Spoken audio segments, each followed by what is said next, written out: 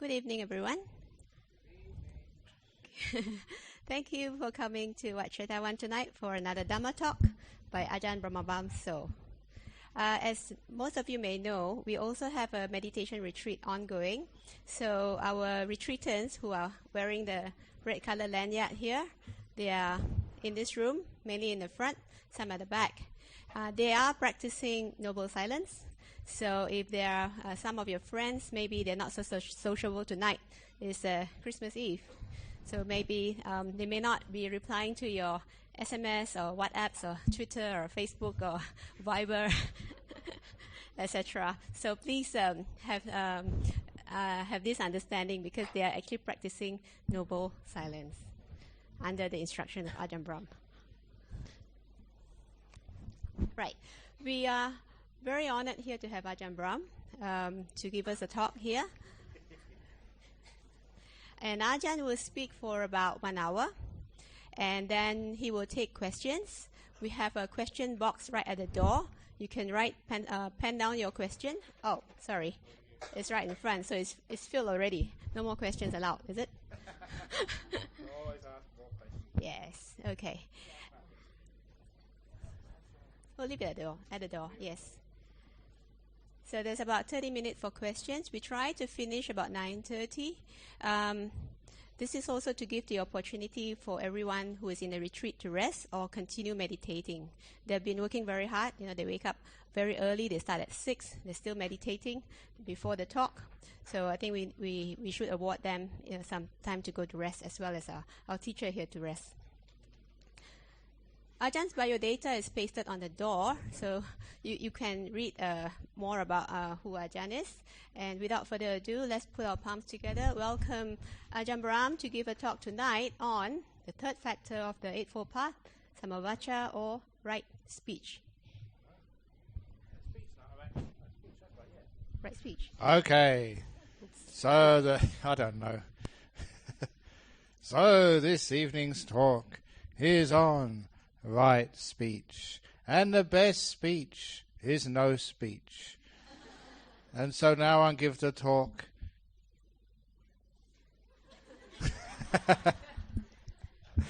on silence. But no, it's for those of you to add to what Lai Peng was saying about this is Christmas Eve. But because we live in Malaysia, we respect all religions. This evening, all the Buddhists on retreat are practicing silent night.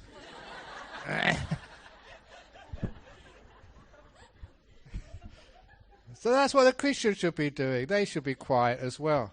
We'll have a much nicer time. In fact, I do remember I went to one fundraiser once. I always have to go to these fundraisers.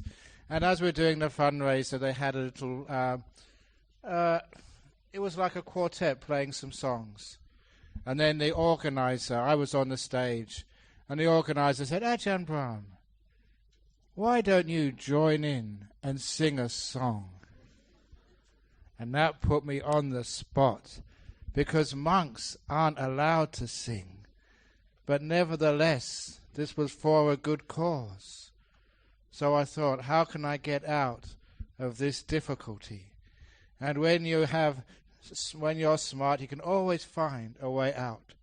So I said, okay, for once I will sing for you to raise funds for this good cause.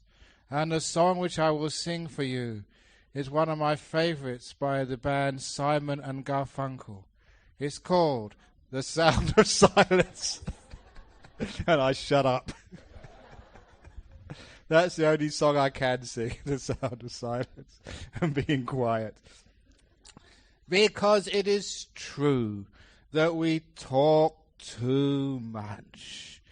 And when we talk so much, it's only a matter of time before we say something which upsets somebody else. And that's really difficult afterwards, trying to extricate ourselves. And especially at home.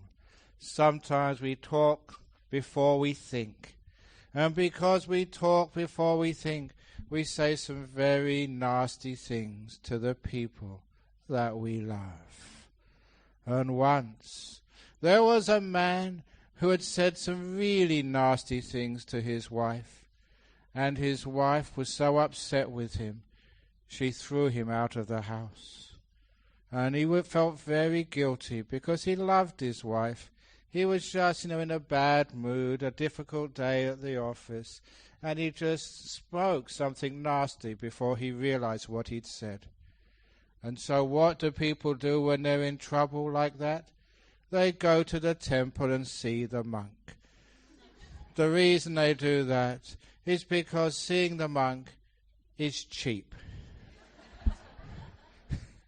It's so inexpensive. We just sit here and solve all your... If you went to a psychologist or a therapist, you pay lots of money. So you get the best advice from the cheapest of prices. This is great value for money coming to temples. So he went to see the monk, and the monk listened to his problem. And he said, there is a solution to your problem, sir. You have to do the chicken ceremony. Have you ever done the chicken ceremony in KL before at the temple? You don't know the chicken ceremony. This is what you have to do when you say something bad to your husband, to your wife, your parents, or your best friends. When you have very, very bad speech, this is the only way to deal with it, to do the chicken ceremony. I'm surprised you haven't heard about the chicken ceremony before. I give so many talks. Do you mean this is one story you haven't heard? If it is, this would be a miracle. So, the man asked, Venerable sir, what is the chicken ceremony? And the monk said, well, first of all, we need a chicken. So go to the market and buy a chicken, a fresh one. Not one of these ones you find in the shopping malls in the freezer. Buy a fresh one. And just to save time, on the way back from the market to the temple, pluck the chicken. Take all the feathers out and throw them away. Because I want you to come back with a freshly plucked chicken. So he didn't know what he was supposed to do, but he followed the orders like people do. When monks are monks, we always give the orders and you follow them, but you've got to be discriminatory. Don't just follow the orders without thinking what you're doing or why you're doing it. Because it was a true story. There was a nun in England. She was being driven from one place to another, and her driver asked, which way should we go? And the nun said, straight ahead at the roundabout. So the driver, having total faith in the nun, went straight over the roundabout instead of going around. That's not how you're supposed to drive around roundabouts. But, she took the advice and literally go straight ahead of the roundabout. She meant go right over it. I said, that's not what I meant. So when you hear instructions from the monks or the nuns, please use your wisdom and don't be stupid. So, he didn't know what he was doing, but he followed the orders. He went to the market. He got there in time to get a chicken, and he plucked it on the way back from the market to the temple. And then he said, here's the chicken, Venerable Sir. Now what do I do? And the monk said, wonderful. Now you have done part one of the ceremony. The following part you will have to do in the morning. And because you've been thrown out from your house, you can stay in the temple tonight. And after the morning meeting, that we can actually do part two of the ceremony. So he went to sleep that night, and when he woke up in the morning after the chanting and meditation, he asked the monk, right, what should I do to part two? So he said, okay, go and get the chicken back again. And he got the chicken, and the monk said, now retrace your steps back to the market and collect all the feathers you threw out the night before and stick them back in the chicken. Exactly where they came out. And he said, look, I probably won't be able to even find all those feathers, let alone stick them back in, because once you take them out of a chicken, you can't put them back in again. Exactly, said the monk. That is the meaning of the chicken ceremony. Because once words come out of your mouth, you can't even find where they went, let alone grab them and stick them back in your mouth again. So the meaning of that ceremony is, once you pluck the feather out, it can never go back in. So once the words leave your mouth, it's too late. So you have to be careful to make sure before they go out of your mouth, they are kind words, they are good words, they are gentle words, because once they're out forever, and you can't find them and catch them and put them back in. And you know, you don't need harsh words to get what you want in life. It's amazing how I can control so many people. But do I ever scold you? No. Do I ever shout at you? No. Do I ever harass you? No. Instead, I brainwash you. That's how to get what you want in life. So a lot of people are really silly. They shout at people, they control them, and that is not the way. I remember this wonderful article which I read on psychology. Somebody sent me in Australia. Because it was this young lady, I think she was in one of the universities. I think it could have been in Monash University, because there's a campus over here in Sunway, and many of you actually go to Monash. And she was doing a psychology PhD. And her subject was how you train dolphins in the water park. I don't know if there's any water parks, here in KL or maybe in some resorts close by, but I'm sure you've been to those water parks and you've seen these dolphins. They jump through hoops and they can play water polo. They're really smart. But how do you train them to do such things? Because it's not in their nature to jump through hoops or to play sport. So she got permission to go to the water park and to see the psychology of training a dolphin. And in short, what you do is every time the dolphin jumps 1 inch higher, you throw the dolphin a fish. You give it a reward. But if the dolphin doesn't jump at all, you never ever punish it. Another inch, another fish. Doesn't do anything, you leave it alone. And that positive reinforcement without any punishment is the way they train dolphins. And the reason this woman's paper became very popular, and the reason I loved it, was because she changed the subject. She had a good idea. She went back to her supervisor, her professor at university, and said, I've got this amazing idea for a little bit different research. Can I do this? Professor said yes. She completed her research, and it was published in so many magazines. It was amazing research. She changed the subject of her paper from how to train dolphins to how to train husbands. And that's why it was really popular. Do you like to train your husband? Yeah, I want to train husbands or boyfriends, whatever it is. So how you do it is this. It's exactly the same principle. When your husband does what you like, you reward him. Metaphorically, you throw him a fish. Only metaphorically. Don't get a real fish and chuck it at him. But when he does things which irritate you, when he doesn't perform, you ignore it. You don't do anything. Stop scolding him, because that doesn't work. That's not the psychology of how to train husbands. And in this paper, she gave lots of examples. Those of you who are married know how the things which upset you the most are not the big things, the irritating things which your husband does every day.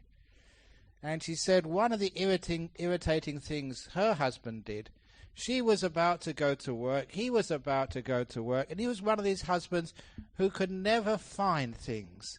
Darling, where's my socks? Have you seen my socks, the red ones? I can't find them. Do you know where they are? Come and help me. And she was so busy herself getting ready to work, and now she had to go and look after her husband as well. And that just really irritated her. And when she shouted, "Go and find your own socks, stupid," it didn't work. So she tried the dolphin method. when he said, "Where's my socks, darling? I can't find my socks." Or "Where's my tie?" Because it was all different things every day, but there's something he couldn't find. "Where's my tie, darling?" She would totally ignore him. She wouldn't do anything. She wouldn't scold him.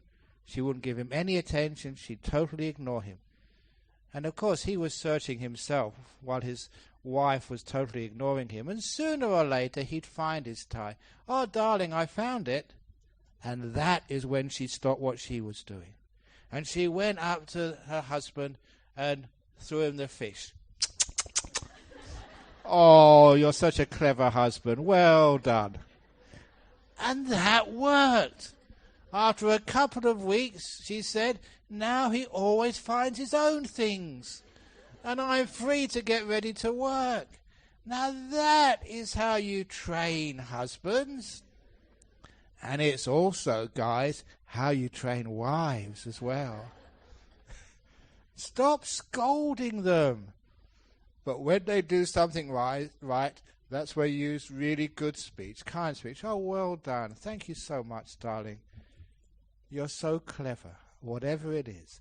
And you see, the positive reinforcement is always praise, which is one of the reasons why people get so upset and they can't have good relationships with one another. Praise is what creates harmony between people. Praise is when you feel valued and appreciated by the people you live with. And when you praise somebody, or they just want to do more things for you.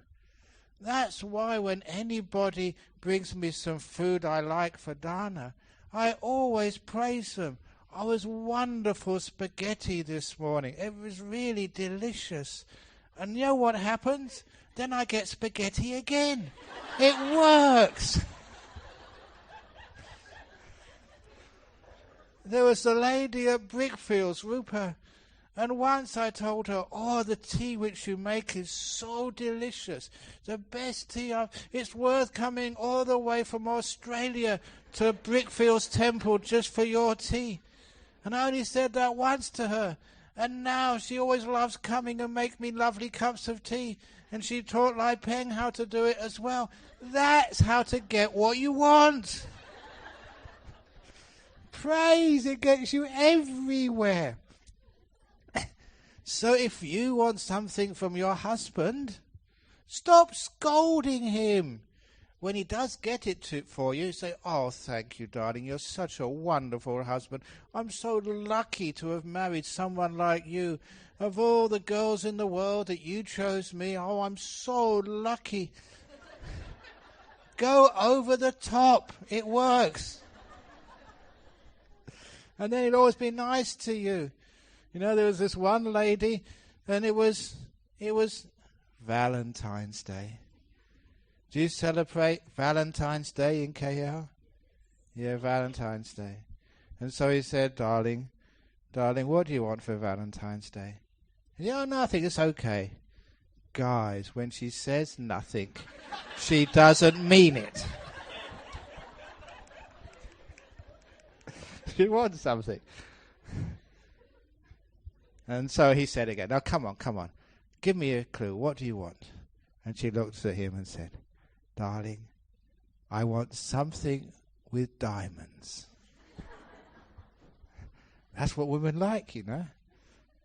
So the next day he brought her, for the Valentine's gift for the one he loves, a pack of playing cards.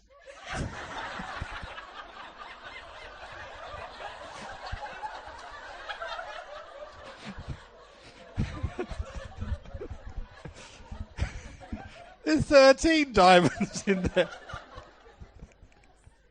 I think they got divorced next week. But no, seriously, we don't receive enough praise. And because of that, we get angry and depressed. Now look, in your life, when you're at work, how many of you have a boss who is always criticizing you, never appreciates what you do, and all the hard extra work you do? Say, "Oh, okay, But you make one mistake, and they shout at you and they tell you off. We pay you, we don't pay you for making mistakes like this, you bad person. And they never let you forget it. What's it like working in a place like that? Unfortunately, that is the usual experience of people in work. And if you're a manager or a boss, don't do that. You must always do to others what they do unto you. That's not the right way, is it?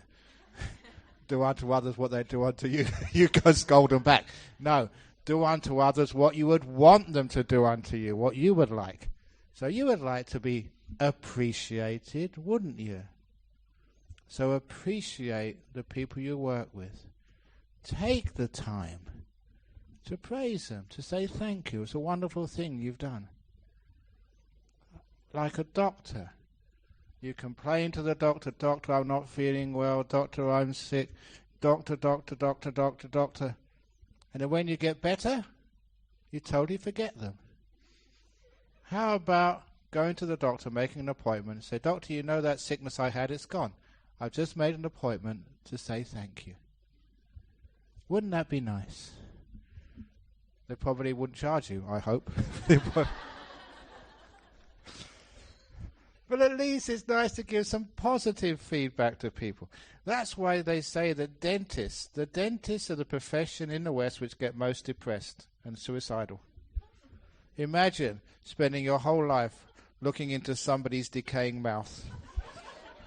That's a pretty depressing thing to do. So when you go to the dentist, please praise them and say what a wonderful dentist they are and whatever else you want to say. The trouble is, when I go to the dentist, they stuck so many stuff in my mouth, I can't actually say anything. But it reminds me that I know that in the meditation retreat, talking about dentists, many people complain about saliva. When they're meditating, and sometimes you get too much saliva and it starts dripping down. If that's your problem, go to the dentist and buy one of those little things that suck the saliva out. Then you can meditate without any problem with saliva. That's what I tell people. Anyway, back to praising people, especially praising your kids. Because that is one of the biggest problems in society in our modern world. Kids getting depressed. And even, this is serious, this is no joke, kids committing suicide. And I'm not quite sure why it is, but so many young people, girls and boys, in our modern world, either jump off the balcony of apartment buildings, kill themselves, hang themselves, and it's something which it's very easy to understand the reason why. Your kids feel so much pressure to succeed. You raise the bar so high. Now look, only half of your children can be above average intelligence. Think about it. Say, oh no, other people's kids, they can be below average intelligence, but not my son, not my daughter. He has to be above average intelligence. So half the children in society are having to be something they can never be. They can't all be doctors. They can't all be engineers. They can't go up the top echelons of society and all be monks. Only the elite, the creme de la creme, become monks. So, they can't all be so high.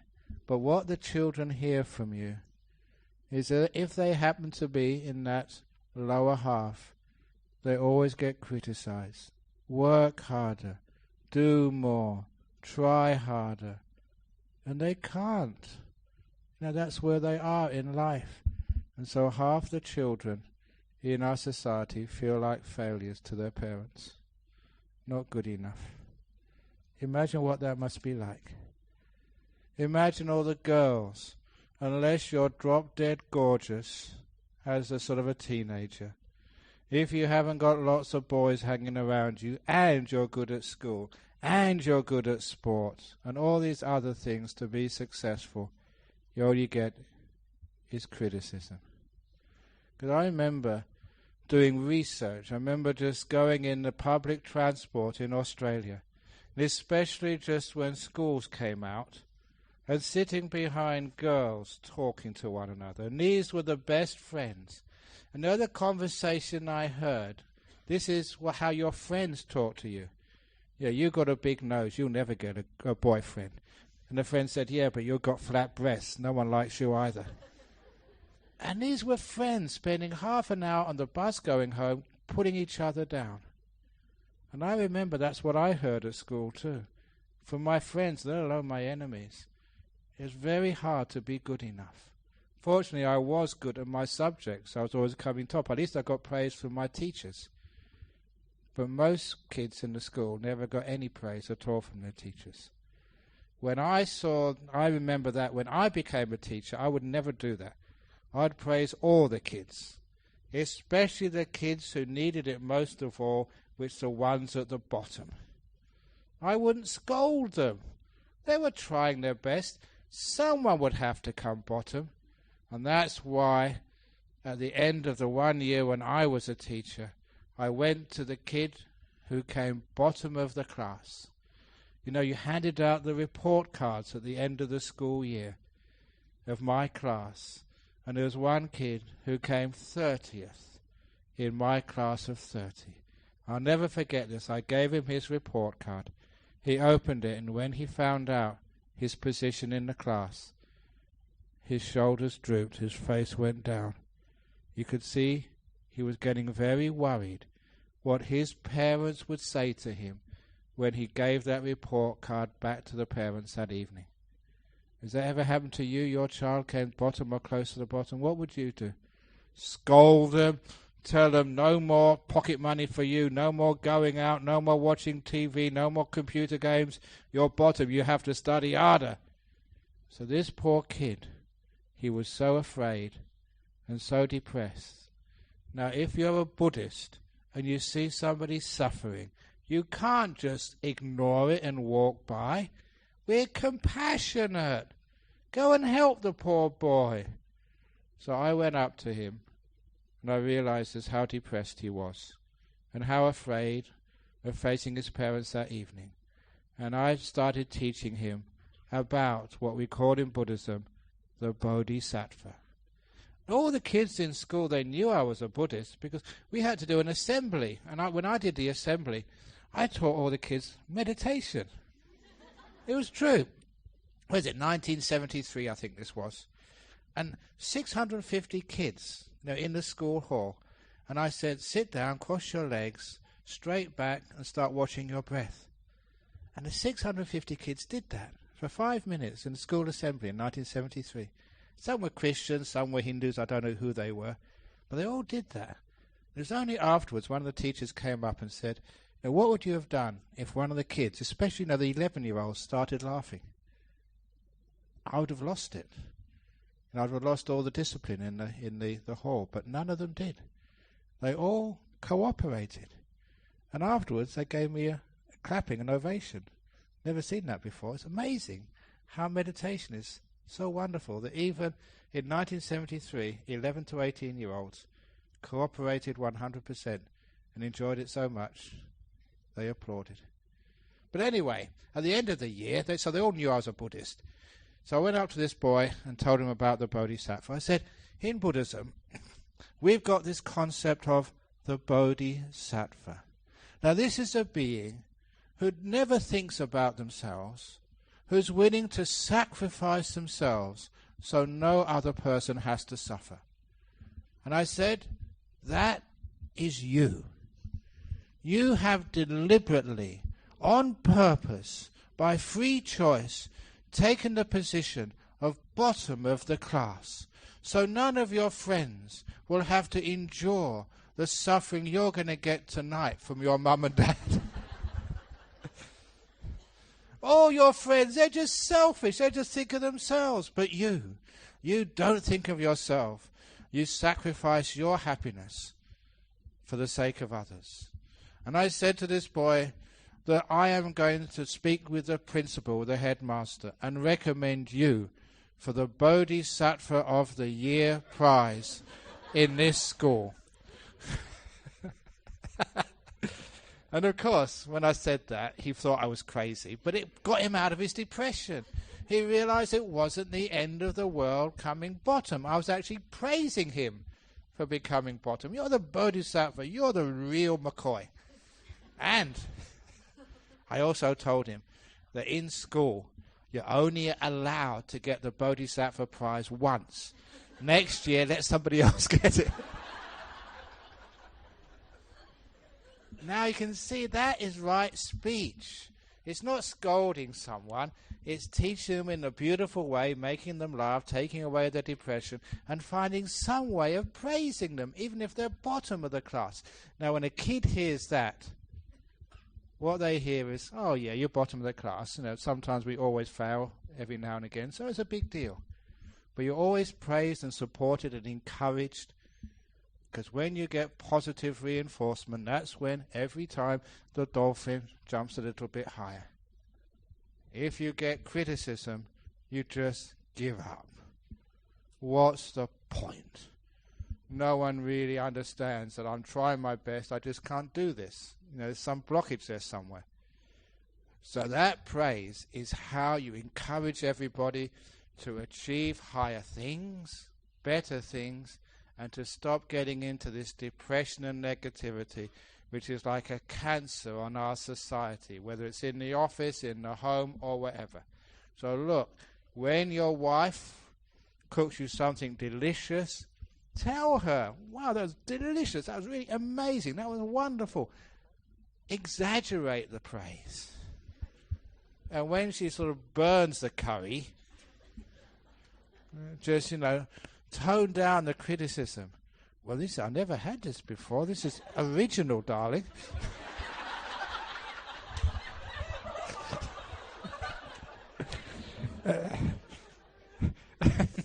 And that way she won't feel so bad, and you can make a joke about it, and we all make mistakes, and that way you don't get put down. So speech is amazing, just how you can create happiness and harmony with correct speech, and how we can create depression, sickness, anger, and just enemies with wrong speech.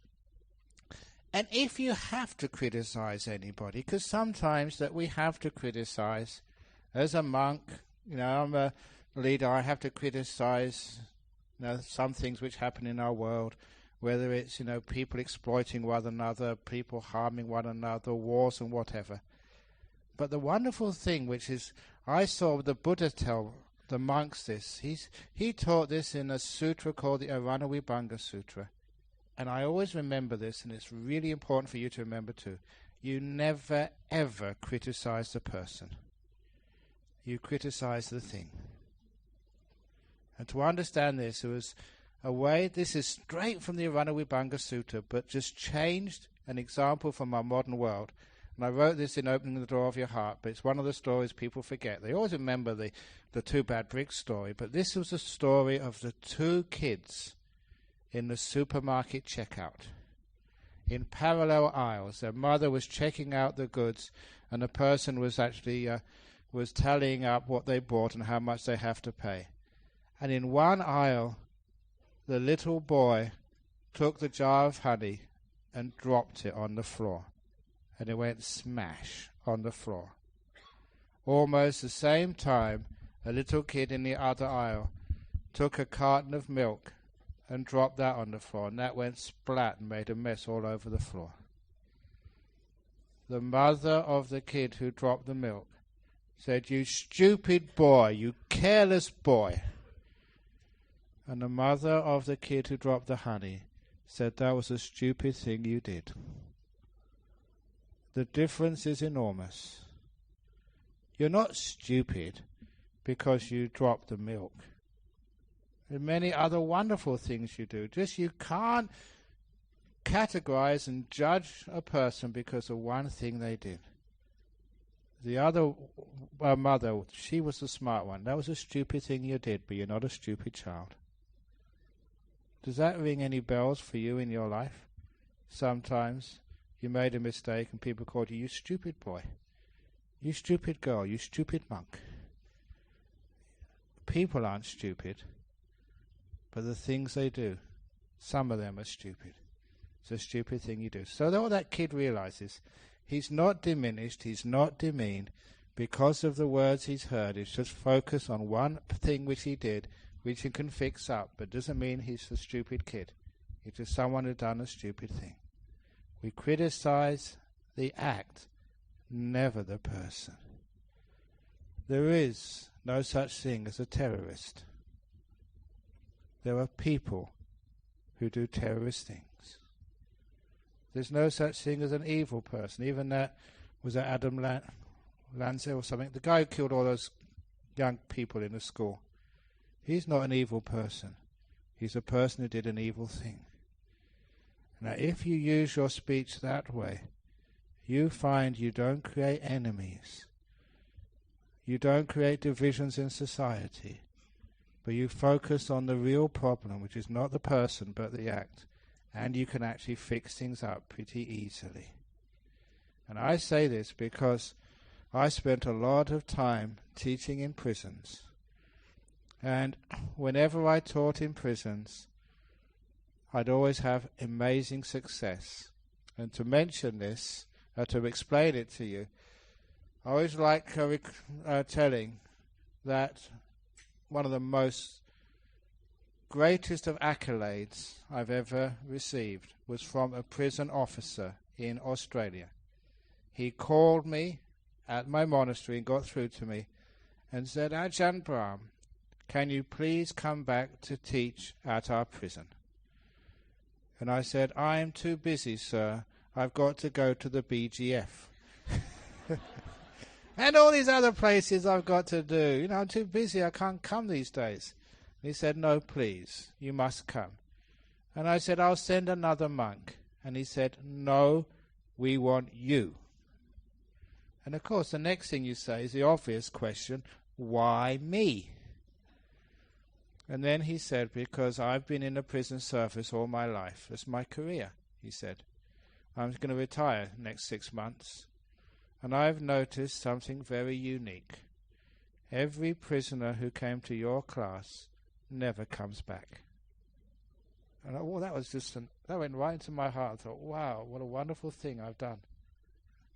But the next thing I thought, why? What have I done? Why did that work? And I realized when I reflected on it, because I never ever saw a murderer, a thief, a rapist in those jails. I only saw people who'd murdered. I'd seen people who'd stolen. People who had raped, but they weren't rapists. That was a difference. Because of that Aranavibhanga Sutta were the teachings of the Buddha, which I had read and understood and internalized. I could never ever see bad people. Only people who've done bad things. And so when you speak, you use your speech wisely. You never criticize a person. You're a stupid secretary. You're a bad driver. You're not. You're a driver who sometimes makes mistakes. That's all. Imagine that you hear that. And all the criticism which you get in life is never personalized. But you're a typist who sometimes makes mistakes. You're an IT person who sometimes makes a computer crash. But you're not a bad IT person. That means your strengths, the good qualities, are acknowledged. They're praised, they're recognized. That's half of what people want in life. Just to be valued and respected. Especially at work, but even more importantly at home. That's really all your kids want.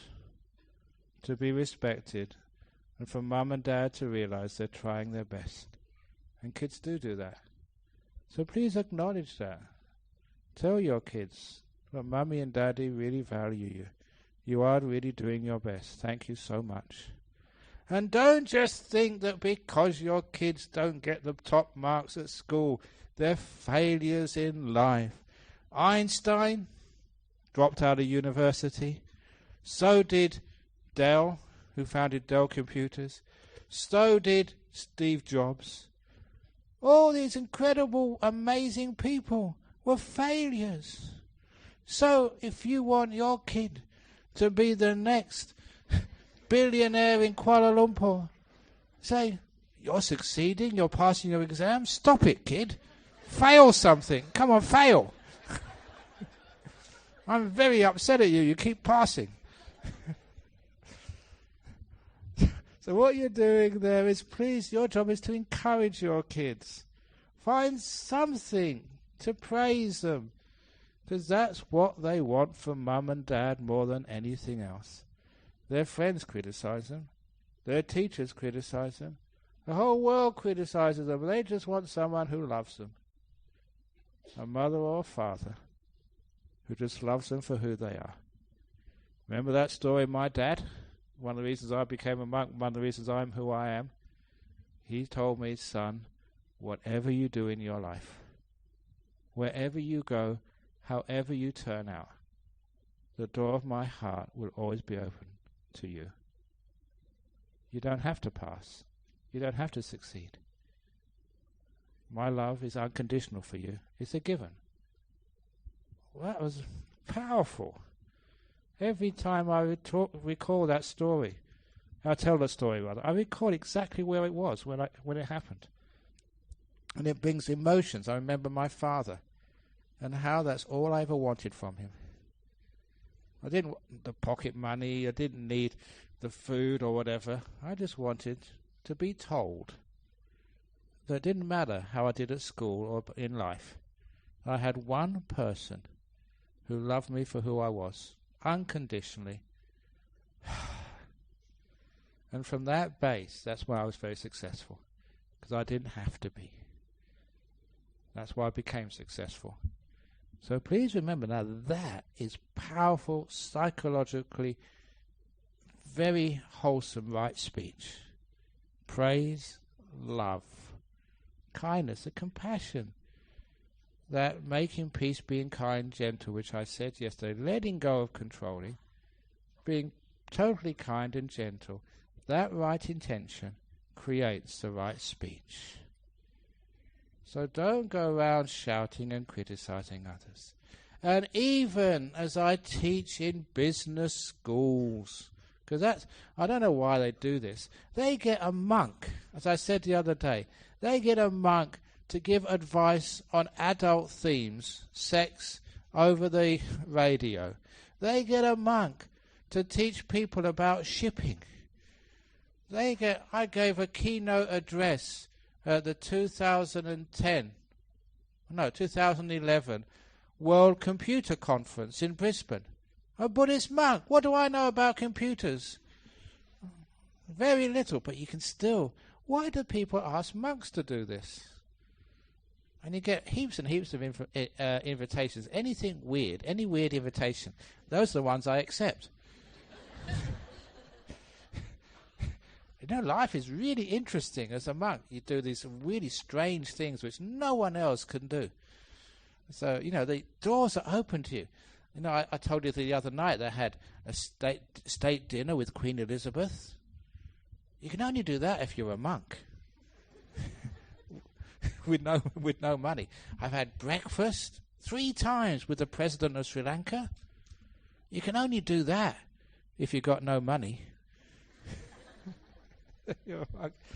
Really interesting stuff I get up to as a monk. But where was I? About in business schools, you teach them what is called performance assessment. You know what that means in management? What that means is you've got somebody in your crew, in your office, who's not performing. You can't just turn a blind eye. Say, out of compassion, just let the company get insolvent. You've got to do something. You're a manager. It's your responsibility. But you know that one of the reasons why managers don't go and tell that person, they don't know how, and they're scared, because we don't like telling other people off.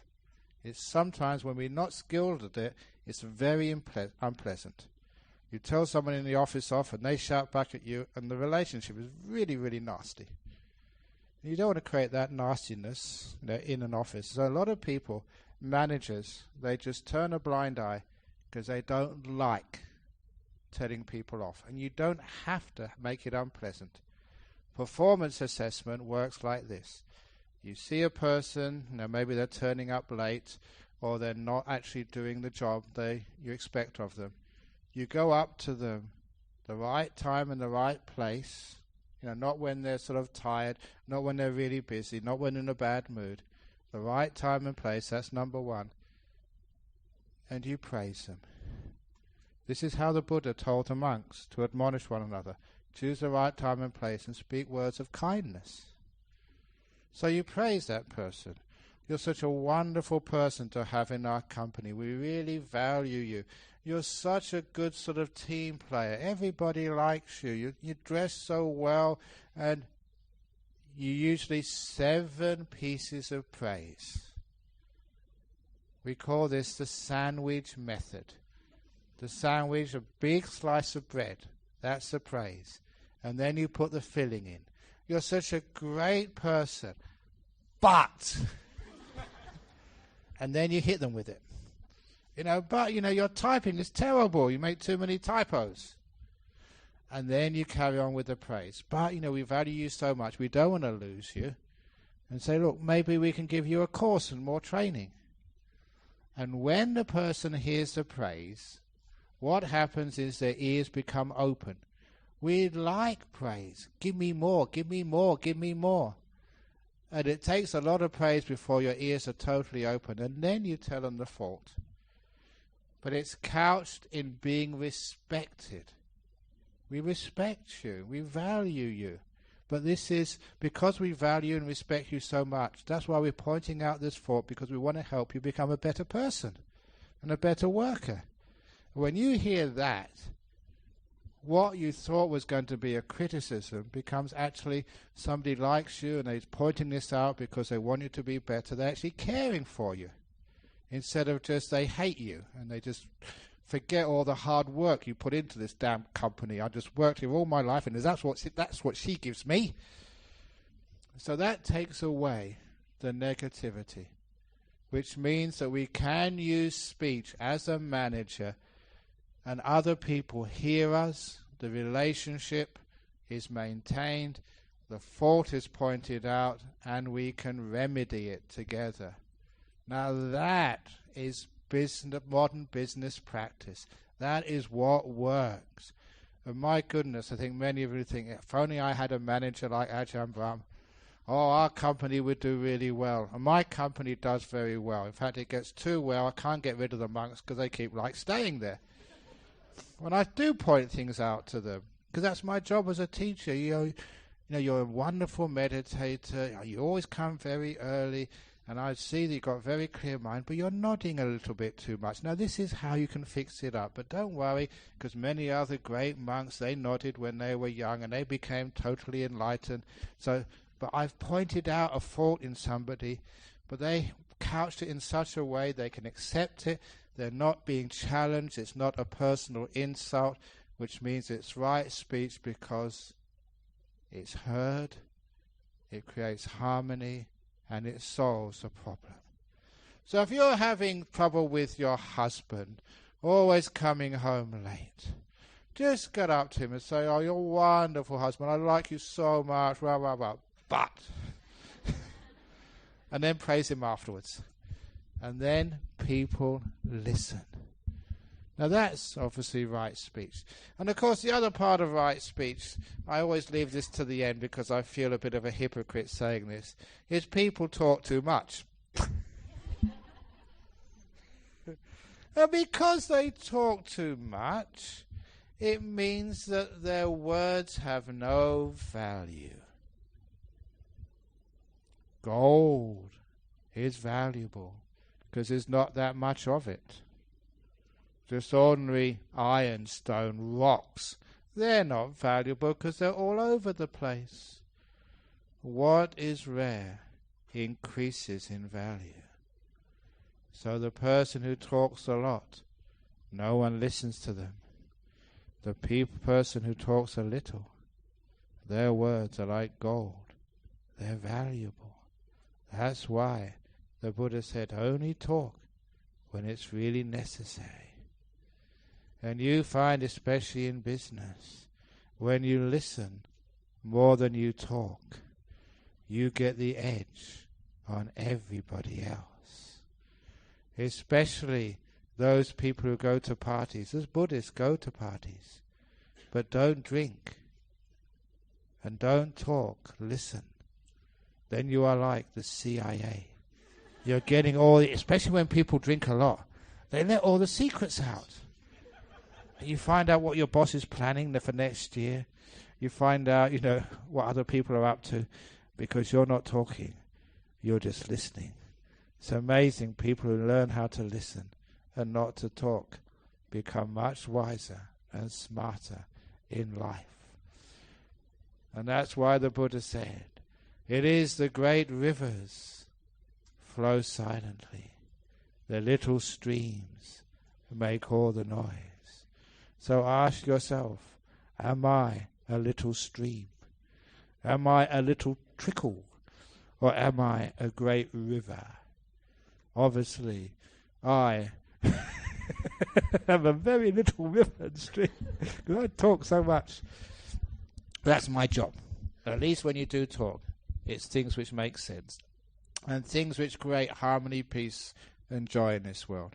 And of course, you never sort of say things which are harsh and scold a person. That doesn't work, and I don't know why people think they're going to get their own way by shouting.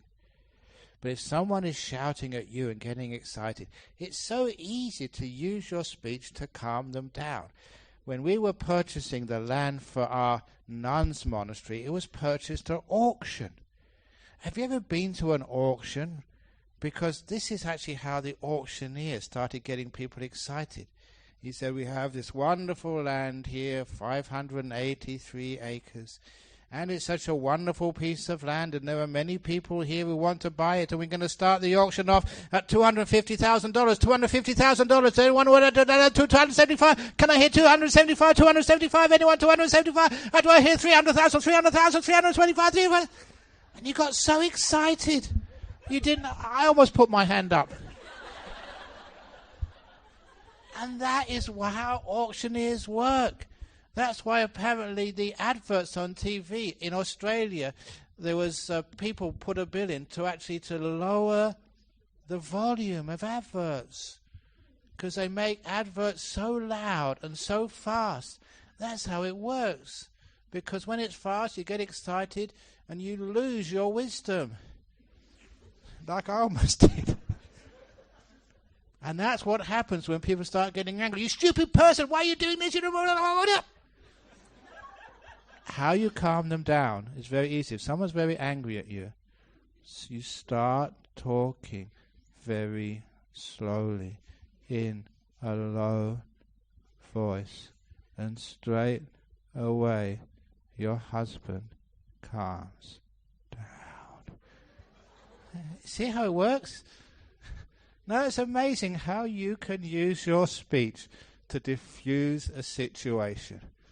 Just a high-pitched, very fast, excitable, and arouses people's defilements, especially anger and even violence. Lower the tone of your voice, start speaking slowly, and people calm down. Very beautiful way of dealing with violent situations, using your right speech. It even calms you down. If you're excited, deliberately walk slowly. Deliberately talk, whatever it is you're doing, do it slowly. And all the anxiety, all the fear, all the excitement has to calm down. So slow speech is a wonderful way of calming people down and sending them to sleep. So if you're giving a public talk, that's the last time, the worst time to speak slowly. When I give a talk, you can see I modulate the tone of my voice. And sometimes I get excited because that wakes you up. A whole hour's talk. If I talked about the Eightfold Path and number 3, What was it? That really tends people to sleep. So if you're giving a public talk, don't talk like that, for goodness sake. People will come all the way. Make it the speech interesting and modulate and get it fast when people are sleeping, and you get people interested. So the right speech, because many of you, there's not enough monks here in Malaysia, so some of you have to give talks. Please learn how to give talks, and the people will never ever fall asleep in your talks. But if you do want to send people asleep, because sometimes I have to do that, I don't know why this is, but many people say they listen to my talks on iPod before they go to sleep at night. That's the only way they can fall asleep. I still don't know whether to look upon that as a compliment or a criticism. At least they go to sleep. But it reminds me of my last little story before I finish off. You know that as a monk we always have to look out for donations, because we don't get any money from the government, we don't charge for anything, so the whole of the organisation depends on the money you put in the boxes. So I told the story last night about the suicidal spider. Now I tell the story of the monk. He just started a new temple, and it was just so hard to get donations to pay the bills. The bills always went up. And so he went to see the senior monk in another temple, and the senior monk said, "Oh yeah, that happened to me when I started." Whenever you start, it's very hard to get people's faith up and generosity up, and there's so many other people asking for donations. So he said, what I did was this. I turned up the heat in the hall, turned off the fans, turned off the aircon, and closed all the windows to make it hot and stuffy. And then he said, I gave a very boring sermon in a monotone, very slow, until all the people were almost falling asleep. And when they were about to fall asleep, said the senior monk, I got out my watch, backwards and forwards, and I hypnotized everybody.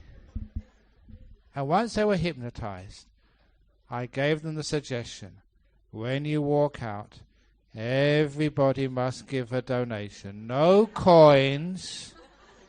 What are the denominations of ringgit notes? 100? What's the biggest denomination? Okay. So he said, no 10s, no 5s, no 20s, only 50s and 100s. And the monk said, I can't do that. And the senior monk said, no, it's good karma.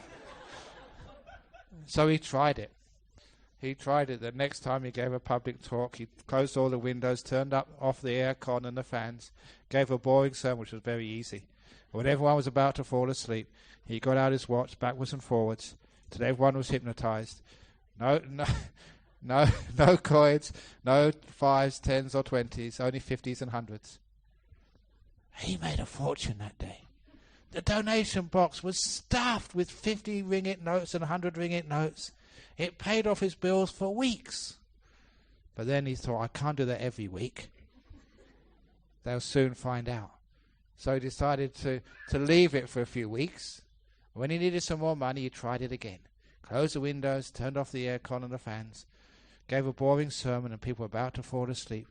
He got out his watch to start to hypnotize them. And that's when he dropped his watch. And he said, oh shit.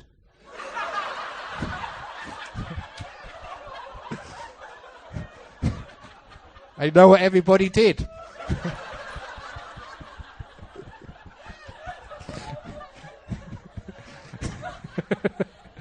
And that serves them right. So that's not the right way to speak.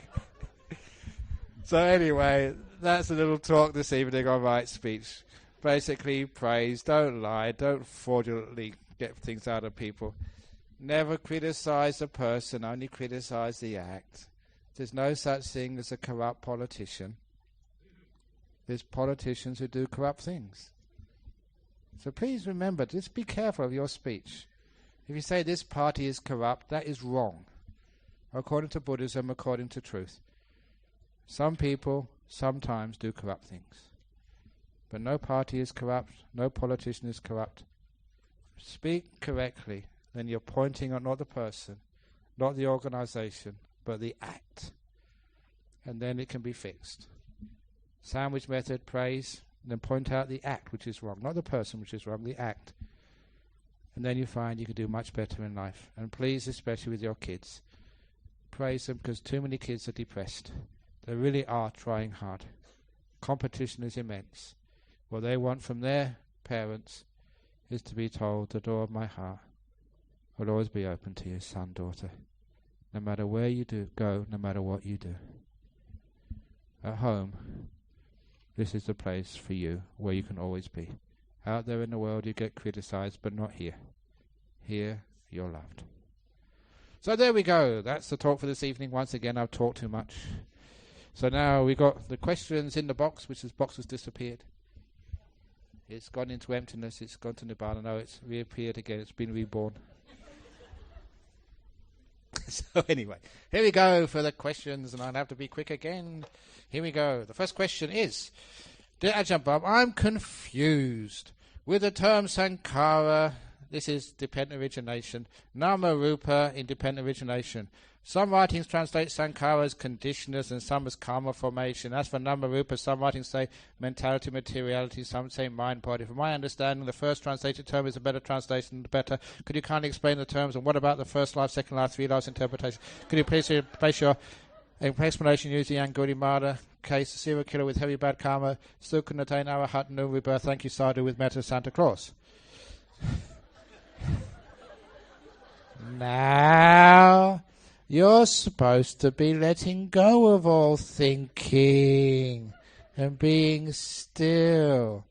The trouble is that sometimes these are good questions, but a lot of times you answer a question like this and it doesn't satisfy you. In other words, if you really want to find out dependent origination, get into deep meditation, then you can find insight. A lake which has waves on the surface will never be able to reflect the moon and the stars above it. The image will always be distorted. Only when the lake is perfectly still, not even a ripple on the surface, will it perfectly reflect the heavens above it. That is like your mind. If you want to understand dependent origination, stop thinking about it. That's like more waves on the surface of your mind. It just distorts the image. That's why they have many different translations, many different understandings. Get your mind to be perfectly still. Then it will reflect the truth accurately.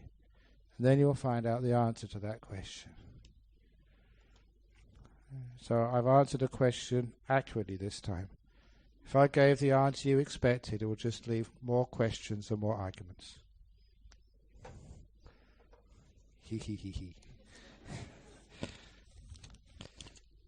Dear Ajahn Brahm, in a controlled environment here I find it easy to observe 8 precepts. However, it seems like hard to observe even 5 precepts in daily life. On the precepts of non-killing, how should we deal with cockroach in our house? I tried catching them and throw them away alive, but it doesn't work. Sending metta also doesn't work. They return. Okay, so you must have cockroaches which are once returners. They keep coming back. Now, number 1 is keep your house clean.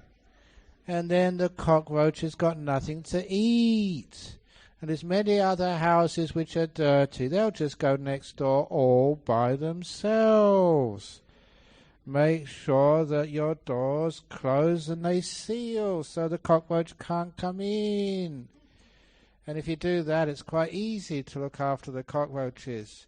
In our monastery, we had a cockroach problem once, and after that time, every few days, all the anagarikas, they scrub and clean that kitchen so don't have any cockroaches anymore. They were just becoming a bit sloppy and leaving food around, which is why the cockroaches came there in the first place. So remember, cleanliness is next to enlightenment. So, and it's not that hard to keep the 5 precepts in daily life. In fact, it's hard not to keep them. Because if you don't keep them, you get into trouble. And that's really difficult when you get into trouble. You lie and you get caught. And this is for all the Chinese men. So many Chinese men want to have mistress. And the thing with having a mistress, you always think you will never be found out. Recently, I read this in the newspapers, the head of the CIA had a mistress.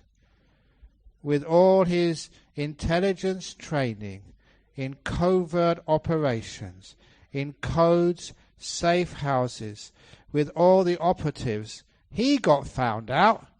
If the head of the CIA can't keep a secret, there's no hope for you guys. You will get busted for sure. So the CIA can't keep it a secret. So you can't either. So guys, you will get found out. And then it's big trouble. Keeping the precepts, no trouble at all. Breaking them, big trouble. So if you want big trouble, break the precepts. You want an easy life, keep the precepts. So it's true, no, it's much easier to keeping the precepts. Breaking them causes so much problem for you. Let's try another question. Oh, here we go. Whoops. Okay. Next question. There is this religious group called Happy Science who promotes that the creator for all people from religion is El Center. Is that it? Ultimately, people from all religions will be judged by this one God. What's your view on this, Ajahn? Oh, my goodness, another religion. People always like creating new religions. You know why they like creating new religions? Because there's a lot of money to be made in new religions. Number one, you get tax credits, so you don't have to pay tax, and you get lots of donations, and there are so many gullible people who a new religion starts, they will join. Come on, be rational. Happy Science, is that science? If you follow science, you will find that the origin of this world was called the Big Bang. And there's no need for a being to create the Big Bang. I know enough theoretical physics to know that it can happen. If it can happen, it does happen.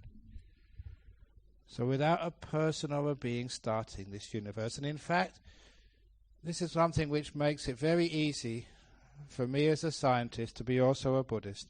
Just like the Buddha said, this is not the first universe cycle. The Buddha remembered 91 universe cycles. That's 90 Big Bangs.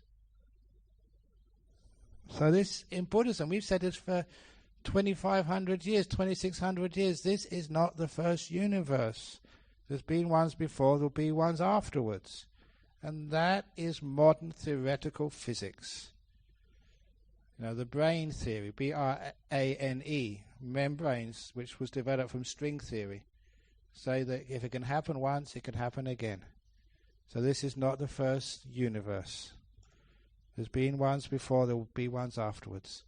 So when you say origin of which universe, this is the current universe we're in.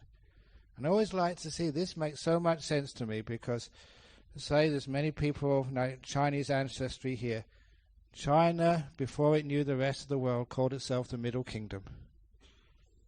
Where I came from, England, we thought we were the center of the earth. If you saw the atlases, they put England right in the very center. And poor old Australia was down the bottom to the right.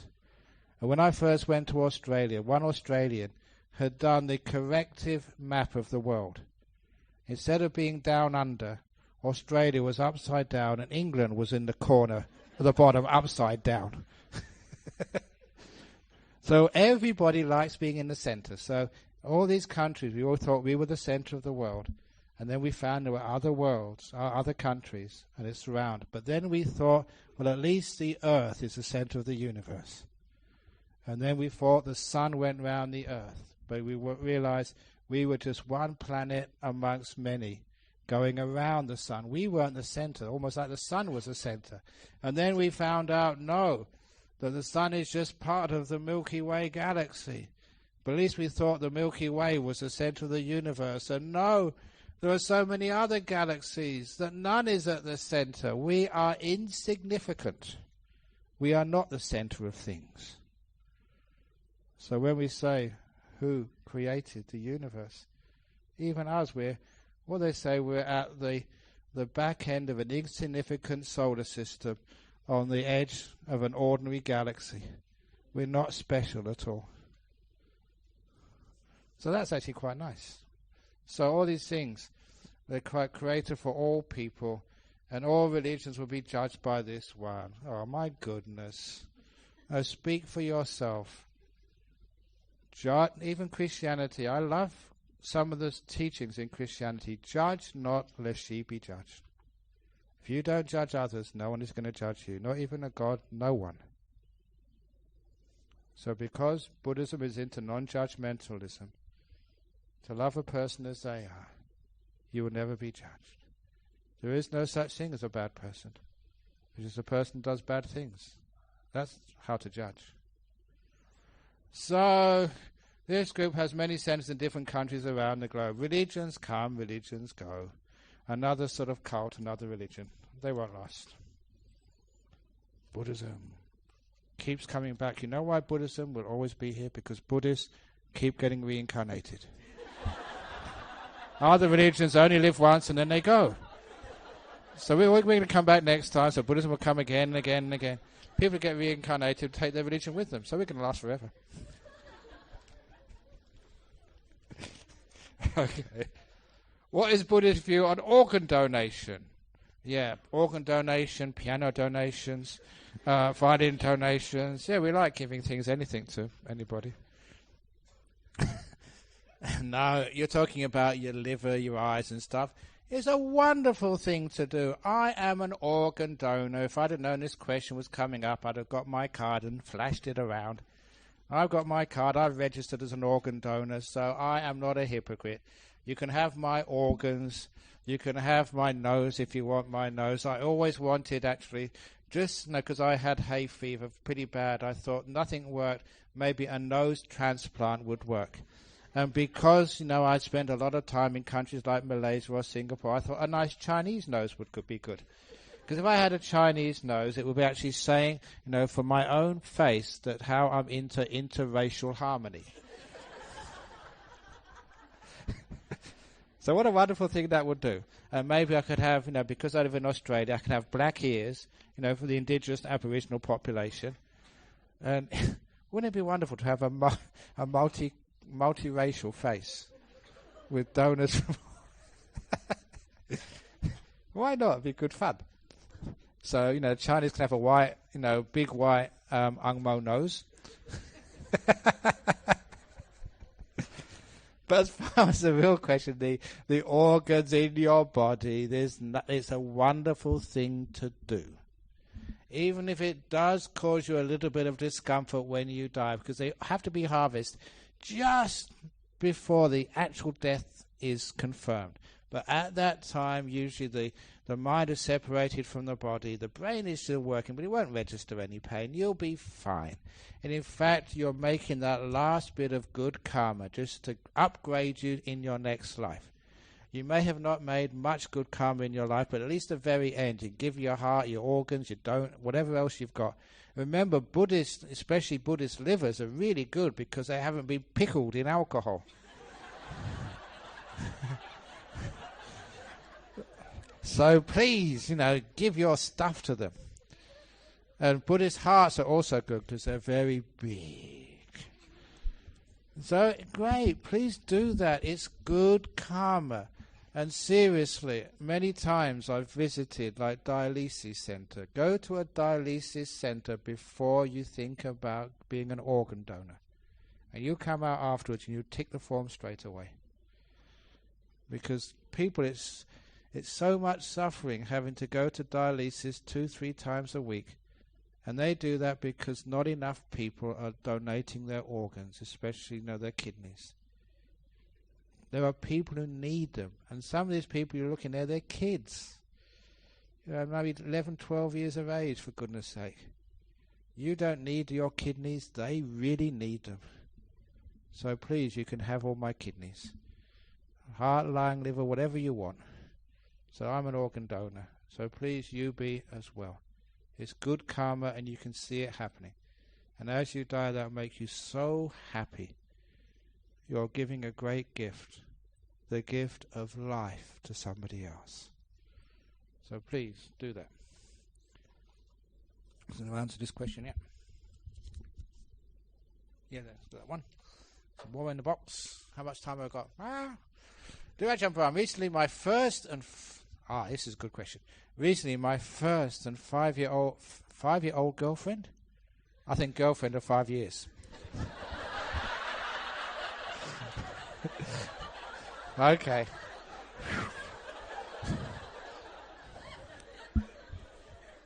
Recently, my first and 5 years girlfriend, whom I had invested all my love and future in, cheated on me with another guy and broke up with me. See, it's not just Chinese men, it's Chinese women as well. When you have equality of the sexes, it goes in the wrong direction. So they cheated on you with another guy and broke up with me. I tried to practice the 4 ways of letting go as much as possible. Even today, 3 months later, I still have thoughts of her daily. From Buddhism point of view, is this normal? Are there more effective ways to really let go? It's normal. Because, when you go out with someone, you have emotional investment in them, you get attached to them, and it's really hard to actually let it go. It takes time. Time heals the broken heart. And if that doesn't work, the other way to let go is to become a monk. To forget. When people ask me, Ajahn Brahm, why did you become a monk? I said it's because I had a broken heart. And I became a monk to forget. If that woman wouldn't have me, the Buddha can have me. Isn't that romantic? It'd be lovely if it was true. It wasn't true at all, look, obviously. It may be true, though, because I have forgotten. It's consistent. But no, just this happens, and seriously, young boys, young girls, if you haven't been disappointed in love, if you haven't had your heart broken, you can't understand what love is. So you get hurt once or twice, it teaches you a lot about life. And so if you haven't had a broken heart, you don't know how to love. So that teaches you a lot. So it's really good stuff here. It's the old treading in the dog poo, I said the first night. It stings, it's terrible, but you go and dig that in, you become a much better person. You understand men and women much better. Next question. With reference to the topics of celibacy and high sex drive. Now, please remember that I think everybody had to write in their registration. So I can check the handwriting. You'll be busted.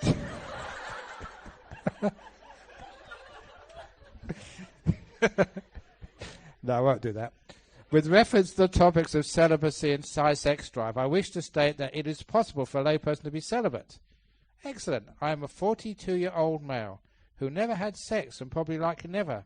So if I can do it, so can the others. Is this your handwriting?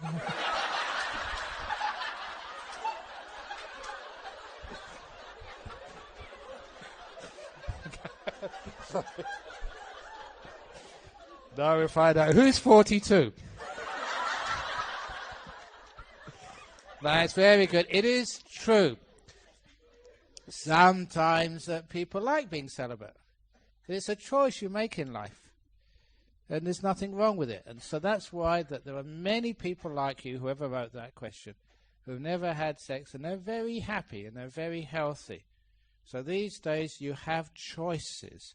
You don't have to do what everybody else does. So you make your choice, and you will always have support. I was saying that, I think, in some interview. There was some women think they have to get married. And if they don't get married, they get a lot of pressure from their parents. You're not married. Why aren't you married? You've got to get married. No. Some people have a very wonderful life just being single. It's a choice you make, and you enjoy that choice. Yeah, there's things which you lose by being single. You lose suffering. So, you have single person suffering. If you get married, you have married people suffering. You've heard me say that before. It's just a different type of suffering, that's all. So don't think that, you're missing out on life because you haven't had sex or because you haven't been married, you haven't had kids. You're not missing out. Just other people are missing out on just what you're enjoying. So this is why these days I'm very happy to support this. It's a life choice people make, and they are allowed to have that life choice, and I will support you. And the parents who put the pressure on you, don't listen to that pressure. As I said, and I keep on saying, that is why in life you're given 2 ears. When your parents pressure you, 1 ear to go in, 1 ear to go out. Yes, Dad. Yes, Mum. Yes, Dad. Yes, Dad. So in and out. Don't keep anything. That's called not filial piety, filial deafness. Next question. I saw the dogs having sex just now.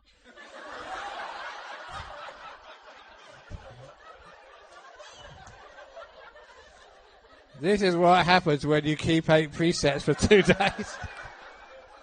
You get weird.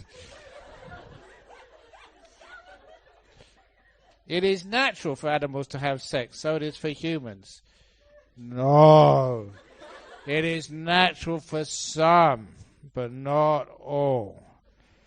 So if you enjoyed that, be careful, because the next lifetime you know what you might become. Be careful. Why does Buddhist tradition choose to abstain from sex? The Buddhist tradition doesn't choose to abstain from sex. It's only the monks and nuns. I'm not going to tell you not to have sex. When you become a Buddhist, you don't say, I abstain from sex for the rest of my life. We never have many Buddhists that way.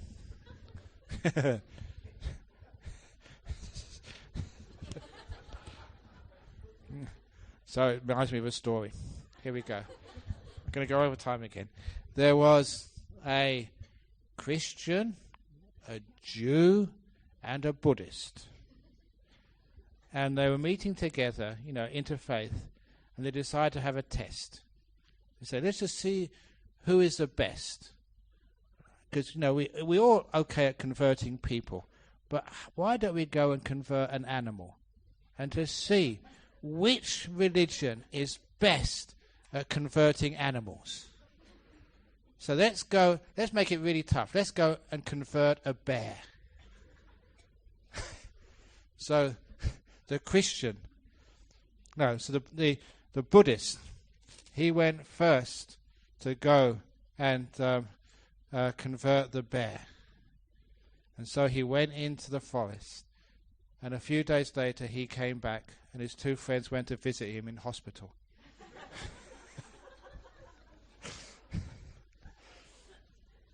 And they said, what happened to you? He said, well, I found me a bear, and I started telling him about Buddhism, and the bear was really interested.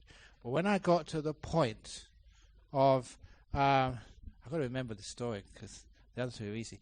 When I got to the point of that he must, I've lost the story now, that he mustn't steal. And the bear objected to that. So we had a fight. He didn't want to keep those 5 precepts. He didn't mind the other ones and not killing, because bears are vegetarians. So he didn't mind that one. He didn't mind about having sex only with one partner and not lying, because bears can't talk. But the one about but the one he didn't like was the one about not stealing from other bears. So we had a fight. And as we were fighting, I managed to zap him with my loving kindness. And the loving kindness made him all soft. He accepted that. And now he keeps the 5 precepts. He's even shaved his head. And he meditates daily. But, this is all the injuries I had. I said, that's very good. That's very impressive. So then it was the Christian's turn. And he went into the jungle. He came out later on, about after 3 or 4 days, and he happened to be in ICU. And he said, what happened? He said, I found me a bear. And I started telling him the good tidings of Jesus. He didn't mind that. But when I started telling him he'd have to give 10% of his salary to the church, he didn't like that at all. And we started fighting. And as we were fighting, we rolled down the hill. We had managed to actually slip in some water. And when he was in the water, I baptized him.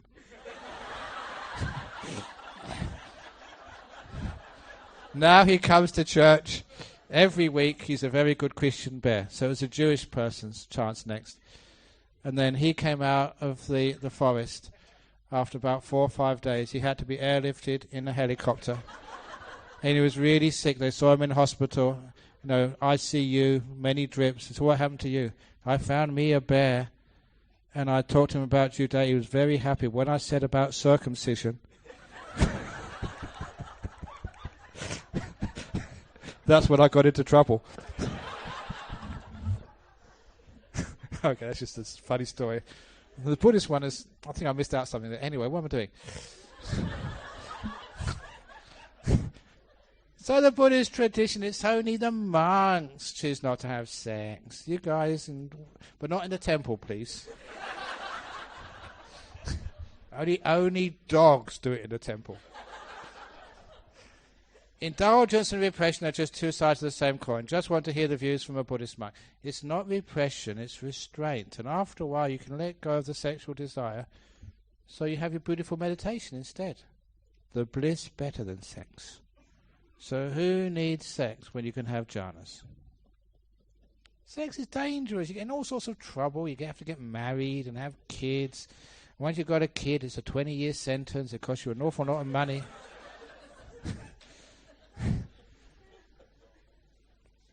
If meditations bring joy, and if dancing, singing, or playing, precept number 7, also brings joy, why is meditation encouraged and that is discouraged? Because meditation brings more joy. So we go for the very best, not for the sort of the mediocre. What is the condition requirement to be a monk, to be a man? The requirement to be a nun is to be a woman. That's an easy question. How to make my wife to start meditating? Very, very easy. Tie her down. Put tape around her mouth. No, it's easy with your wife. Tell her not to meditate.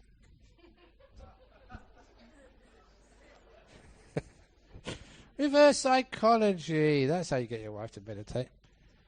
Or, even better, because one of the friends who lives in Perth, she went up to see the Dalai Lama in Dharamsala. Just for a visit there. And I think it's very hard to get an audience. Maybe she saw him at a distance. But they would meditate every morning over there. So she went to meditate. She sat down. You know who sat down next to her? Richard Gere, yes. Right next to her. Tell your wife that. She'll go to Dharamsala. She will meditate just in the hope that Richard Gere is next to her. I asked her how her meditation was. She said, hopeless. Looking around. After we see the bright light, a beautiful breath for a long while during meditation, how do you proceed to the next stage? Can you share about the different jhana stages? I'll teach more about that later, but you never proceed to the next stage of meditation. You go in to where you are already. In the middle of where you are, there you will find the next stage. You never go on to the next stage of meditation. You go in to the next stage of meditation. You don't need to go out of the hall to get to the next stage. Stay where you are and go deeper into where you are, and there you'll find the next stage. But I'll tell you more about that later on. Oh my goodness. Wow, this box is bottomless. I'll do a few more and then you can. If stillness is our natural state, why did we forget, and why is it so difficult for us to let go? Because you've been brainwashed by your parents and by your teachers. You know, there was a time you're just sitting there perfectly still. And they said, what are you doing? And you said nothing. I said, great, come and help me. So that is the problem. You're not encouraged to be still. So these days, if someone asks you that question, they say, what are you doing? Never say, I'm doing nothing, okay? I've got all these little tricks. Sometimes I say, I'm watching the trees grow. Have you ever watched a tree grow? They do grow, you know. You have to be very patient. If you look around, that's when they grow, when you don't see it. So go outside, and when people say, what are you doing? I'm watching the trees grow today. You're really doing nothing, but you've got to call it another name to get away with it. That's one of my favorite jokes. And now, because Buddhism is getting very strong in the West, we have real Buddhist jokes. Somebody rang up the monk one day. I didn't tell this the first night, did I? And they rang up the monk and they asked him, Venerable, we need you to come and do a service. I think I did tell this, didn't I? Okay. They rang, can you please come up? We need someone to do a service for us. And the monk said, sorry, I can't come. I'm busy today. And the caller said, what are you doing? And the monk said, I'm doing nothing. That's what monks are supposed to do. We're supposed to let go, okay? We're doing nothing today. And the person who rang knew enough about Buddhism to say, okay, very good. It's nice that you know that people are relaxing. They're actually practicing what they're preaching. So very good. So he hung up and he rang the next day. He got the same monk at the temple. He said, oh, yes, I called you yesterday. Remember, I need someone to come and to give a service. Can you come today? And the monk says, sorry, I'm busy. And the caller said, what are you doing? So I'm doing nothing.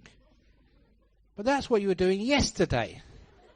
Yes, said the monk, I'm not finished yet.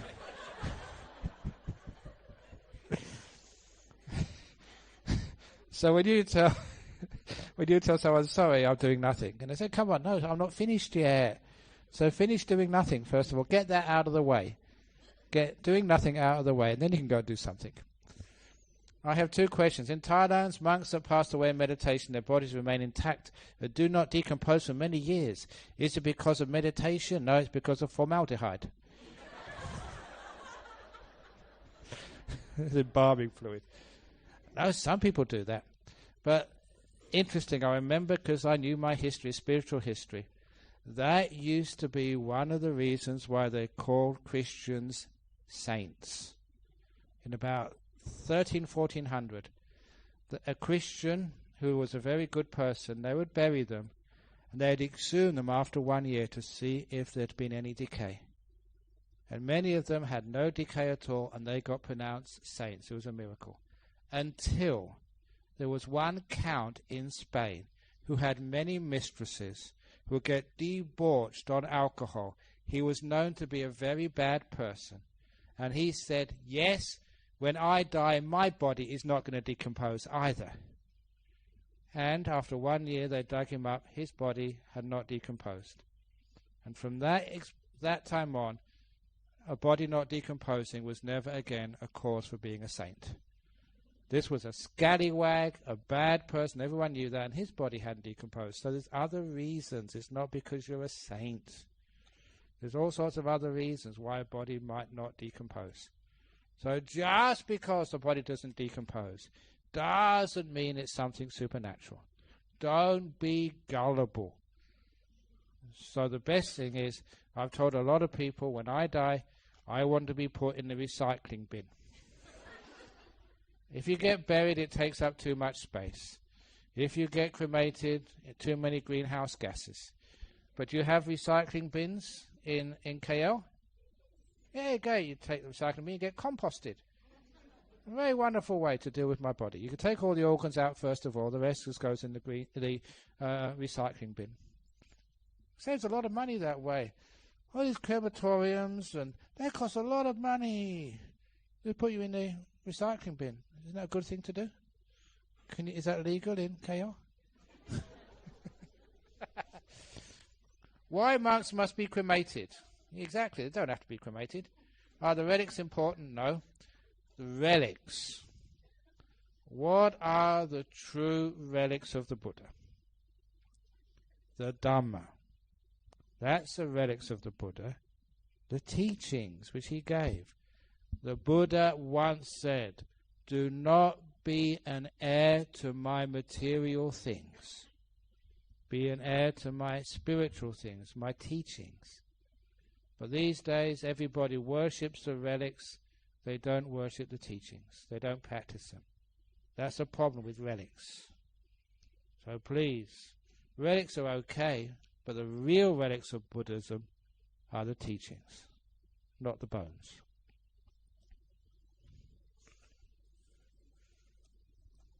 Keep going? Okay, 5 minutes. Yes, boss. Thanks for sharing the Dhamma through the stories. Can you please tell a story or personal experience on how to deal with anger, especially at work? Oh, there's lots of stories about anger. Maybe the favourite one was I keep on telling that, I think, every time, about the person who went to the market to get the eggs for his wife. You all know that one? Okay, so just remember that one. I'll go to the next question. In brief, a guy was scolded in the market, and he got very upset because someone's being angry at him, and found out it was a boy who'd been brain damaged. And when he found out it was because the boy had hit his head and been brain damaged. If you get scolded by someone who's crazy, do you get angry? Of course not. This poor guy has been brain damaged. So I keep saying, if your boss scolds you, it must mean he's brain damaged. Poor boss. Can you explain again on how to find my own breath and how I follow it? Thanks. Oh, just close your eyes. Ask yourself, am I breathing in or am I breathing out? If you don't know, please call a doctor. You must be dead. So just ask myself, am I breathing in or am I breathing out? How do I know? And you become aware of the breath, and that's just what you follow. You just follow the feeling of the breath. Please kindly explain how do we balance between letting go and showing kindness, i.e. right effort in our meditation. That's going to be, how many more days? 2 or 3 days. So, what day is it today? Today is Monday. So, right effort is number 6. So, this is Monday number 3, Tuesday number 4, Wednesday number 5, Thursday evening. All will be revealed. Enough? Okay, no. Okay. Dear Ajahn, how to overcome restlessness in meditation? Thank you. It's very easy. We have straitjacket, which means you can't move. You have to sit there. You know, your body can be still, but it's keeping the mind still. And the way to be restless is develop more contentment. All restlessness comes because you don't want to be here. You want to be somewhere else. How many of you are restless when you're seeing your favorite movie? How many of you are restless when you're watching the TV? When you're doing something you like, all restlessness vanishes. So see if you can like just being peaceful. Do a PR job on peacefulness. How wonderful it is just being here. Think of all the things you don't have to do. You don't have to go to work. You don't have to deal with a crazy husband or a nag wife. You don't have to deal with your kids. Oh, peace at last. I am free. And when you're content, you're happy to be where you are, then all restlessness vanishes. In Buddhism, we do not believe in God. We are known as atheists. But when we go to some temples out there, there are so many statues that we have to pay respect to. I believe those are more to Mahayana tradition. Are these statues representing the different gods that we have to pay respect to? Or do they symbolize something else? And what is the meaning of God when it is used in Buddhist context? Kindly seek for your explanation. Thank you, with metta. All these statues which we have, I say the statues are containers. It's the contents the most important. So we have all sorts of statues. We have statues of Winston Churchill. We have statues of Mahatma Gandhi. We have statues of Bart Simpson from The Simpsons.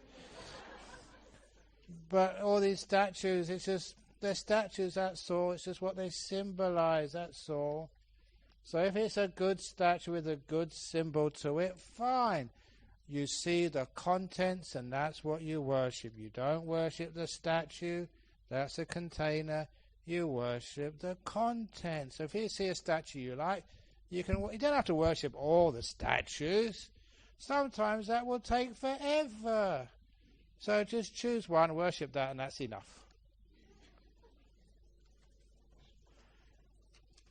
Next question. There is talk. Malaysia is going to be made an Islamic country and making life difficult for other religious practitioners. What is your advice to us, Buddhists living here in Malaysia? Stop being paranoid. It's not an Islamic country now. So we all get so worried. The end of the world, that was last week, that never happened. So all these other things which we're so worried about, the likelihood is it won't happen. But I'll tell you what will happen. I will make a prediction for Malaysia. Every person in Malaysia will one day die. That is a prediction you can trust. So before it happens, you practice meditation, practice all the Eightfold Path, and you'll be fine. How can my dogs collect merit? By not having sex in the temple, number one. That's bad.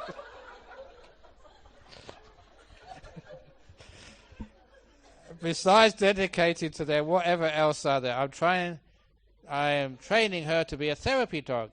Is this good deed that the dog collect on his own? I wish all dogs, cats be free from abuse, suffering, which they can't do much to escape this life. It's absolutely true, because especially in Asia, cats and dogs are treated quite badly. Cats and dogs in the West, they're pampered. Have you ever heard of these cats and dogs which inherit their owners' fortunes? And they eat whatever they want out of gold plates, and some of these dogs, they live better than the Sultan does. And just because the Western people are really stupid, but they are. So if you have a cat and dog, sometimes these days people can respect it and love it to bits, because sometimes having a cat and dog is like having a kid. In fact, it's better than having a kid. You don't have to send it to school. You don't have to find a partner for it. They're much easier to look after. And the dogs never argue with you, even you scold them and they wag their tail. They're wonderful little dogs and cats. So the dogs and the cats, you want to have them good karma. A lot of times, if they associate with human beings, this is serious. You associate with human beings. Sometimes they like eating human being food. Sometimes they think they're human beings. And that's how they get reborn as a human being. Associating with human beings, that's what they think they are. And they become a human being in their next life. Ajahn Brahm, does reading a fiction book consider breaking one of the 8 precepts? It depends, really. It's a little bit of entertainment. If it's a fiction book on some story of the Buddha, if it's Ajahn Brahm's joke books, they're fiction, they're not true. But that is actually... No, it really depends what it is. So it is a bit of escapism, but it's really on the edge there. If it really is, you're getting very bored, and you just want this for a bit of relaxation, a bit of playtime, fine. But if you spend all the time reading Harry Potter or whatever else it is, then you're wasting time. Dear Bante, where has the Buddha gone? He's gone nowhere, he's over there.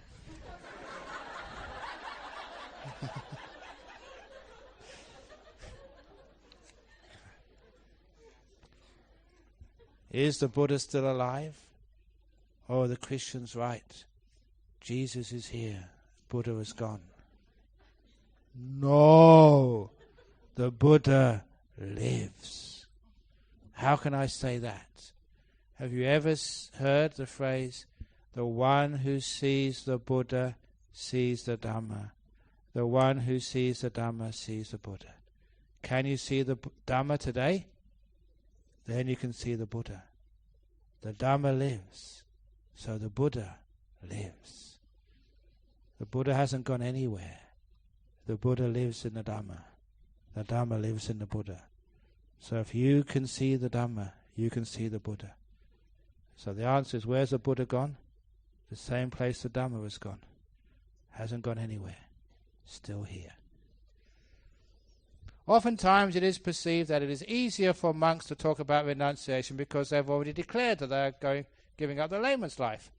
But not everyone can just let go and be a monk. What do you mean? That's just excuses. Otherwise there is no procreation. Exactly.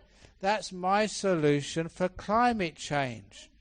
When everybody becomes a monk or a nun, then there'll be no more kids around, so there'll be no more need for all these power stations and aircraft.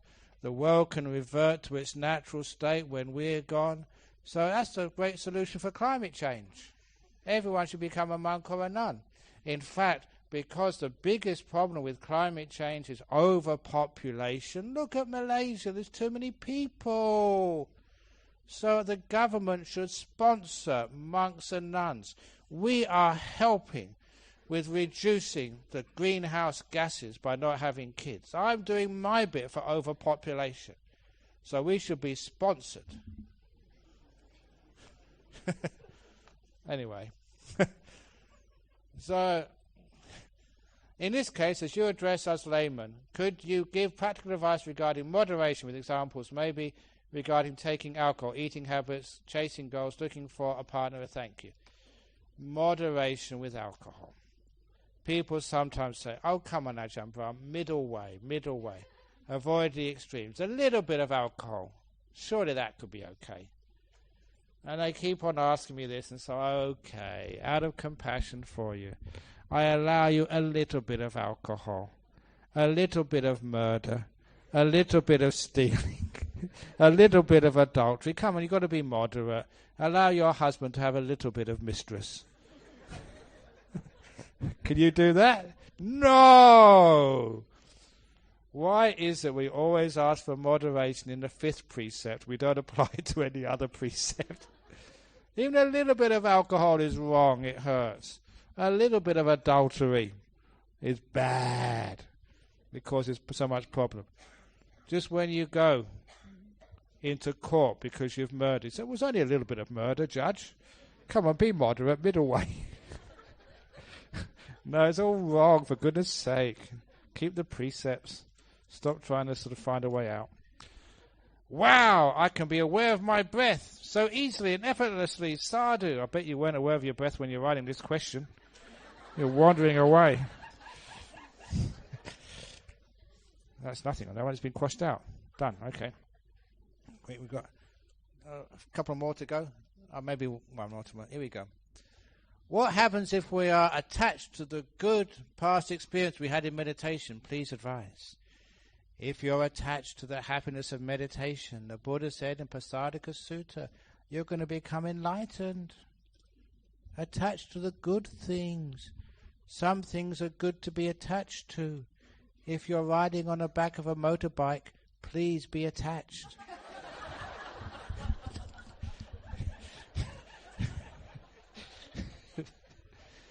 Sometimes people say, I've got to let go. You fall off. Oh, this is a question for me. Ajahn Brahm, what is love? Does the one really exist as preached by the media? Is marriage for life? I know the man who said, I never knew what happiness was until I got married. And then it was too late. I remember they asked this rich person, he said, And the rich person said, I owe being a millionaire to my wife. If it wasn't for my wife, I wouldn't be a millionaire. Before I met her, I was a billionaire.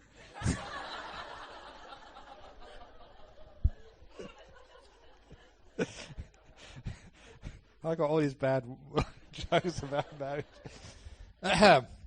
Is marriage for life? How do I know if he or she is the right person for me to spend the rest of my life with? What is your advice in seeking a balance between pursuing and letting go in relationships?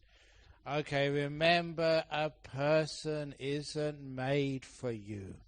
You make the relationship.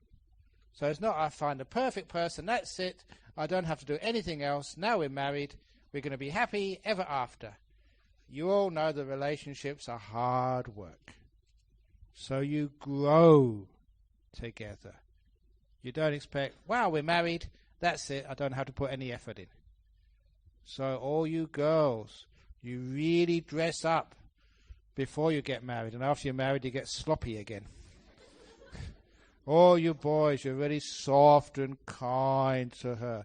You have to be soft and kind to her afterwards for the rest of your life. So it's not just find our guy and that's it. Relationships are always work in progress. So you don't find the right guy, you make the right guy. You make the right girl. You know that sometimes people have arranged marriages and they are so wonderful. They get on together so well and they have a wonderful loving life together. Sometimes you choose a partner and you still can't find the right one. So really it's what you put into the marriage makes it wonderful. So it's you make it the right one. It's not made for you. Could you please share with us some tips on how to become a remarkable speaker, such as yourself? Always answer questions with wit and wisdom. Okay, how to become a remarkable speaker? First of all, you have to have a microphone, a nice chair, have a whole store of jokes, and also know when to stop.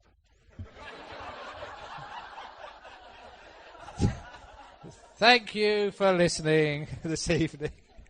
Okay, do sharing of merits.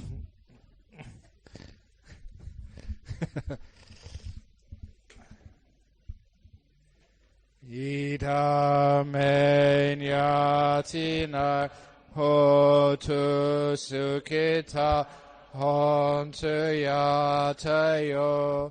Idame nyatina hotu sukhita hontu yatayo. Idame nyatina hotu Sukhita hontu yatayo. Sadhu, sadhu, sadhu.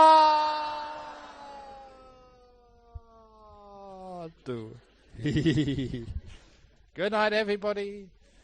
Those who don't die tonight, see you in the morning.